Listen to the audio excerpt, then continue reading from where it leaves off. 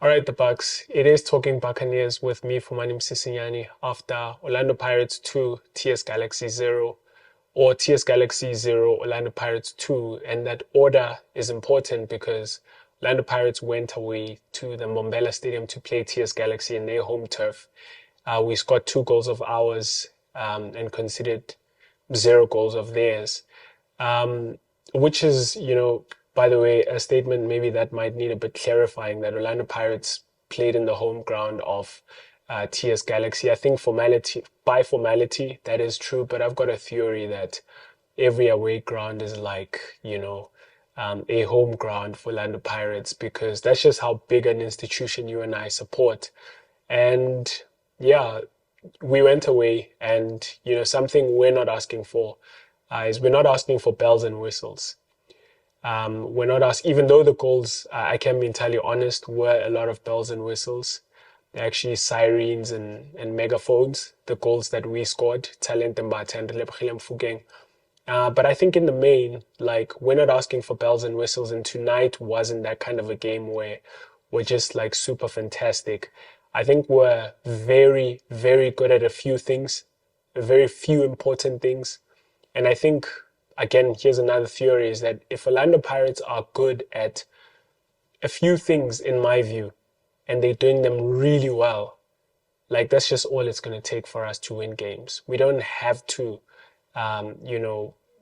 always be at our sort of gear 6 best, where we're just absolutely cruising. I don't know if there's gear 6, gear 5 or whatever. We don't always have to be playing at sort of that, high gear. We just have to rock up and do a few things, in my view, to win games. And I think something that we did today, which if I'm not on this platform giving them enough credit, here it is. Sipho Shane, first of all, let me start with him. I think he deserves a lot of compliments from us. Goalkeepers are people that often just sort of, if they're not on the Ballon d'Or preliminary list or whatever, they can go under the radar. We often don't talk about them, which is a good thing, by the way, actually, is that you don't want to talk about your goalkeeper because you just want them to be quietly going about their business and doing the right things. The moment you start talking about your goalkeeper a lot, then a lot of the time is because there's problems. It's because, you guys probably not defending well, and the goalkeeper has to sort of do these heroics and stuff like that, or he's making blunders at the back and things like that. But I think the fact that much hasn't been said about Sipho Shane is actually a huge compliment. But if I am to zoom in a little bit on him, I think he's been a fantastic player for us this season. I think just sort of building out from the back for us is massive, obviously, in our strategy. And he's just kind of quietly going about his business. He's finding his passes. He's becoming the extra man. He's becoming the extra player for us in our build-up schemes and things like that. And I think Sipho Shane obviously deserves credit. The other person that I really want to take out to sort of just, compliment is Nkosinathi Sibisi.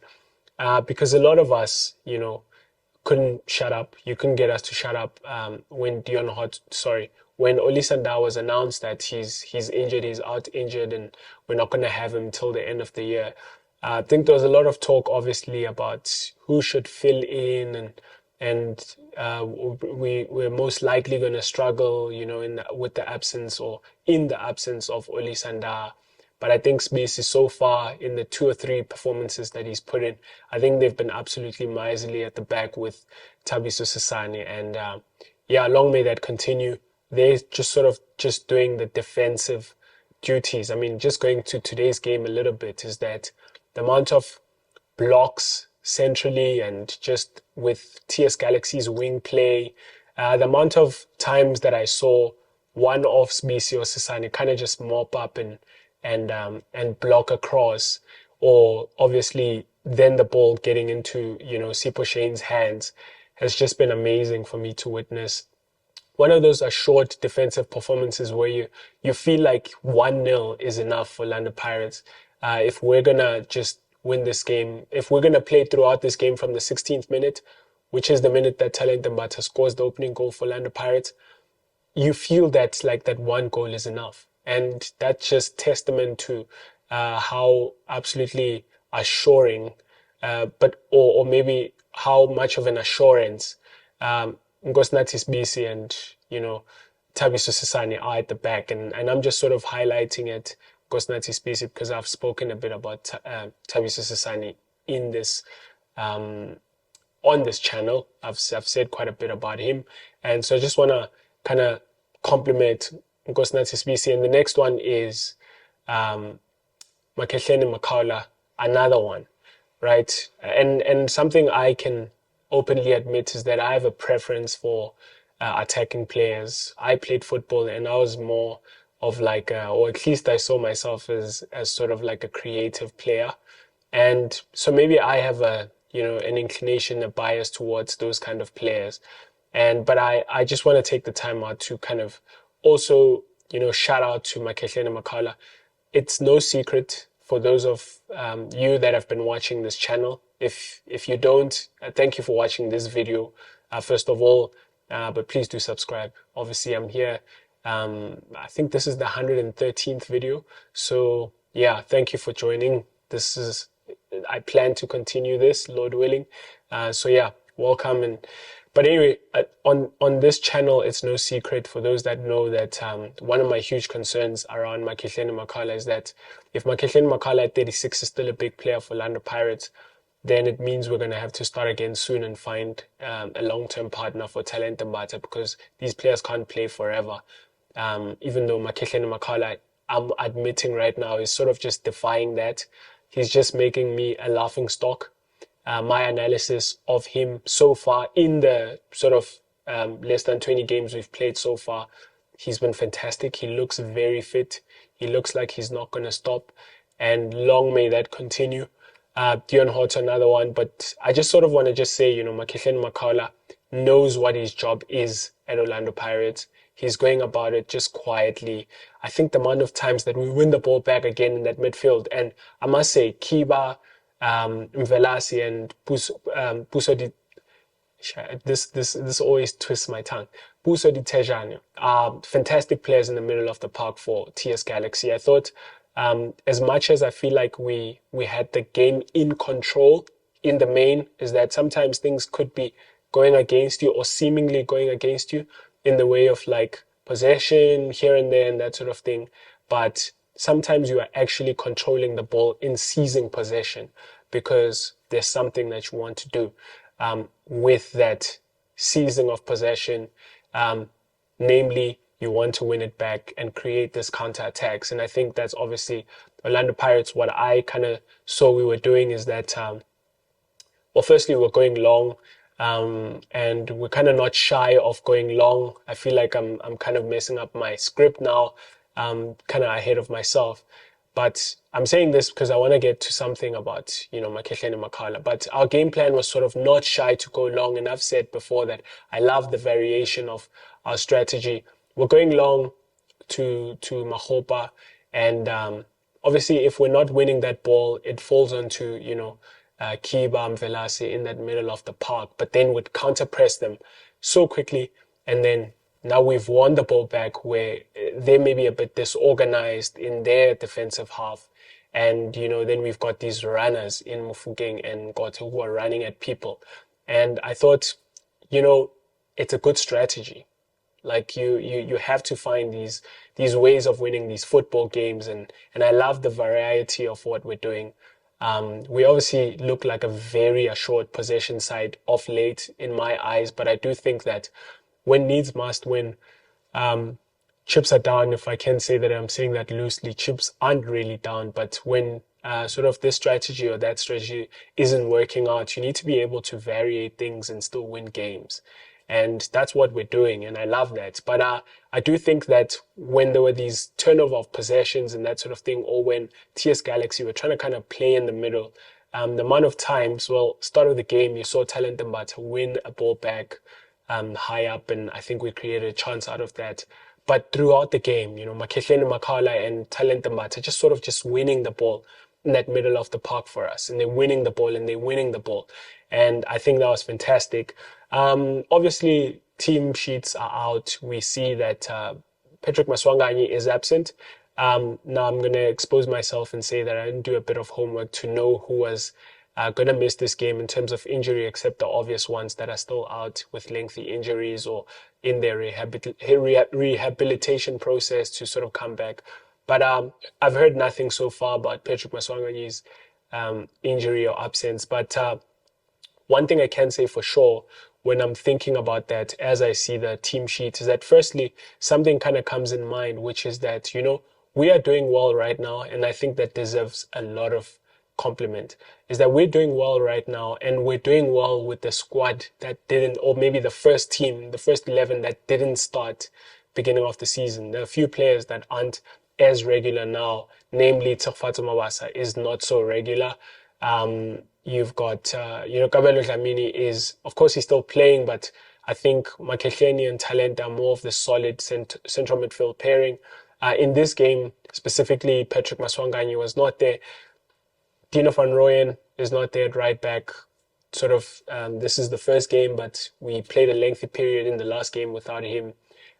Centre back, obviously, Sbisi is now playing ahead of Oli Sandau, who is injured. And this is what I was hoping for, is that when we start not playing certain players, are we going to be winning games? And the answer is yes, we are winning games, and that's great. I love it. That's what I'm thinking. But the second thing I'm thinking when I see the team sheet is obviously, the absence of that jersey number 28, Tito. And in his place, I'm obviously thinking, okay, Kabelo Dlamini is most likely going to play there. But in my head, I'm sort of thinking, is that how it's going to look like? Because proven correct is that, Kabelo Dlamini, in my eyes now, seems like he's more of a deep line playmaker than he is an advanced one. I think he gets a bit lost in that number 10, at least in my view of things. I think what's clear to me right now is that he does well with the game in front of him than with the game around him. So I think he needs to have sort of this vision of the game ahead of him, and then and the space where he can get into large amounts of space and be able to pick out things and passes and those sort of things. Because obviously in that number 10 position, it is a bit busy. You've got, you are in between the lines, and those lines are trying to be as tight and just as tight as possible, creating really small spaces for you to operate in, for you to pick your head and that sort of thing. And Kabelo Dlamini is not someone who strikes me as someone with quick feet and that sort of thing. I think Tito, you see that how Herculean of a job that he's doing for Orlando Pirates in his absence. And this is not to say that we suck without Tito. It's just to say that you see the role that he plays, and it's a huge one, especially in that number 10. I think that number 10 of Orlando Pirates is now formed in the image of Patrick Maswanganyi. It's almost like no one else can do it for Orlando Pirates like he does. So a bit of Mofokeng in there, which is a really interesting observation to see that the head coach decided to move him there. I think it's for obvious reasons. He is someone who can be smart and creative in finding spaces, seeing how he can impact the game, where he can impact the game, that sort of thing. But the responsibility is something that I think has gradually fallen on Mofokeng because of just his massive growth in stature. Metaphorically, just how much he has grown, in the game, having now surpassed his 50 caps. I think, again, the other thing, actually, I have so many thoughts that I want to just spew at you for you to just sort of just swallow. I'm forcing it down your throat, you peasants. I kid. But I've just got so many, thoughts that I want to throw at you. One of the other things I'm thinking is that, Evidence Mahopa is not going to score goals for you, but he's going to keep that ball up for you. He's going to make things stick. And one of the things is that what we're doing with Evidence Mahopa is that, we're kind of, as I said, we're launching it, not launching it, but we're playing it to him and And I think what you see in the first half, especially, I beg your pardon, is that Mohankota and Lebogile Mofokeng are trying to get as close as possible to Evidence Makgopa, because whatever is going to be a bit of a scramble, it's going to fall on these guys, and then they're going to, run at people and that sort of thing. And yeah, the other thing I'm thinking with the team sheet is that, in the absence of Mabasa, I'm going to say something. I'm going to say something about Makgopa and Mabasa, which is not to instigate or sort of like put fuel to fire, but it's just an observation on my part. But one of the other things is that when we're playing with Evidence Makgopa up there, it's very clear that the goals have to come from Mofokeng and God, because Evidence Makgopa is a bit of a journeyman. He's a striker who likes to travel. He's got his suitcase packed and he's going to travel all of that front line. And so at times, that the people that are going to be having to make those runs into the box are Mofokeng and God, which then says to me that scoring responsibility falls on Mofokeng. And this is where I want to give massive credit to Mofokeng, because I feel like he's become somewhat of a talisman, definitely in the last sort of 3 games maybe, is that, I remember even in the Magesi game, I thought he was the one that's trying to just make things happen in the way of scoring the goals, in the way of creating a chance or actually scoring it. He's reminding me a bit of, I know Buccaneers, be ready, I'm going to say the forbidden name in our team right now, Teminkosi Lodge. I know you hate him, but there are some good things Lodge did, and you can't wipe them away. But Teminkosi Lodge just had that thing of forcefully making things happen. And I think that's what Mofokeng has got. He's just got that thing, and for him it's even crazy because he's only 20 years old, is that, he just gets the ball and he's become a talisman now where he's assisting or he's scoring. And I think that thing is actually his responsibility now. And I know it's no pressure. It's not pressure from my part to Mofokeng. I mean, he might even not even hear this. But let's say he does. I'm not trying to put pressure on him. I'm just saying it's clear that the responsibility for scoring and assisting, being a talisman for Orlando Pirates, falls on Mofokeng, because if Tshegofatso Mabasa is not there, who's going to score the goals? If Saleng is not there as well, you're playing with Ngota and Makgopa. Makgopa is going to maybe score a goal for you, most probably not. And so I feel like obviously Mofokeng is a bit of a senior for Ngota, and it just naturally falls on him. But it's great if Talent Mbata can then, sort of pop up with that kind of a finish. This is what kind of makes me feel like these guys, like they just ooze this kind of aura of we will win the game before the game even starts. It's like they're finding all of these options, they're finding all of these solutions where now people are able to strike a ball from outside of the box, and it's finding the back of the net twice, in fact, in this game, where it's like, where are the goals going to come from? They're going to come from outside the box because they're not going to come from inside the box. And I love it. And just quick thing before I get to that, one of the other things I sort of just want to also compliment with all these thoughts that I'm spewing at you again in this episode is that we look like we're doing a lot of work around set pieces, and I'm really, really, really, glad to see it. I'm really glad to see it. We've got all of these routines that are sort of just copy from the training pitch onto match day, and you see that we're really trying to get an advantage in sort of all these phases of the game. And yeah, set pieces is a huge one, and you can't afford to be sleeping. I know they're not sleeping on it. I think as fans, we are the ones that kind of maybe downplay the importance of it. But when you watch Orlando Pirates, you see that set pieces are huge.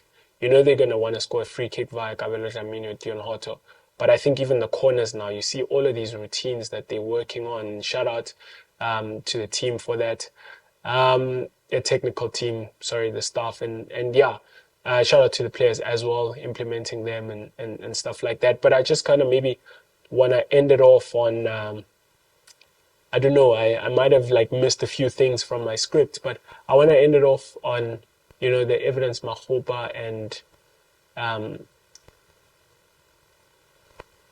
Tshegofatso Mabasa chat. And what I want to say again, I'm not trying to instigate anything for anyone who wants to. For anyone who's ready to say, why am I comparing players? Don't put it on the comment section. Please don't do it. That's not what I'm doing. What I'm doing is that I'm merely pointing out how I think we can get advantages. That's the point of this. It's trying to think about how we're getting advantages, how we are lessening ourselves in certain aspects. And unfortunately for players, football is played by players. They are the sort of the items of, they're the, like the pieces like on a chessboard that actually do the playing, and so we have to discuss them like they are acquisitions, but they're people. I get it, but anyway, just want to get that out the way. This is not just like a putting fuel to the fire, trying to instigate like all of these football debates, but it's merely to say, what Mabasa brings obviously goes without saying is that he's a good finisher, right? But I think he's on a bit of a rut. He's obviously not putting it in the back of the net as you would like. Now, that's not to say like he shouldn't play whatever and things like that, but you see that the head coach is thinking of alternatives and he's playing Mahopa and that sort of thing. And I'm thinking, if Tshegofatso Mabasa is not scoring the goals, Evidence Mahopa is going to play. There's just no two ways about it, because I think all around when you look at Mahopa, how he's combining with even the guys up front, like he's giving these guys like that. He's giving these guys a focal point. He's giving these guys like someone to bounce it off, but he's also giving them like license to get into these spaces, and he's combining really well. At least in this game against TS Galaxy, you saw that there was a good combination with Mohang, who I haven't even spoken about in this episode, but what a talent is he.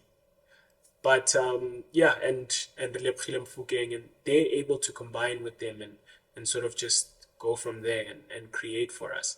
But I worry for Mabasa when he's not scoring, because I'm thinking, how is he going to play? Because Mahopa really puts in a shift and he puts things together for us. But yeah, let me leave it there. I don't know what I would have missed. Yeah, I don't think I missed anything. Or maybe I missed this one thing. I think the biggest ingredient for Orlando Pirates, the reason why I think we're doing well, is that the ingredient for us. And here's one thing that I actually want to say before I close, and I'm going to close, I promise. The one thing I want to say is that what you fear for when Orlando Pirates go into this game as top of the table, and we're top of the table, what I think is that you need to win the next one. At least that first one, after you were like, you guys are leading the pack now, you guys are top of the table, is that because you're thinking, are they going to be able to deal with that? Is that going to create like a complacency and those sort of things? The one way to respond to it, go out there and win your game, that first one, because then it starts to build that thing. But I think it's not just on a whim, these things. They happen because the biggest ingredient to Pirates' success is honest work. Like, these guys are just tireless workers. They work hard, they work honestly. The amount of times you see a Mofokeng chasing people, getting into position, it's like you're not getting into this Jose Rivero team if you're not going to do that stuff. You're going to be humble and you're going to work. And that's the ingredient. I think what you see, what Pirates are doing now, is because it comes from that thing of working for it. We're going to let the opposition not outwork us. And then we can be sure that we're going to beat them from that point on. But anyway, let me leave it here. Up the mighty Bucks. Cheers. Well, I hope you enjoyed that video from Talking Buccaneers. If you did, please hit that subscribe button so you can stay up to date with all our future content.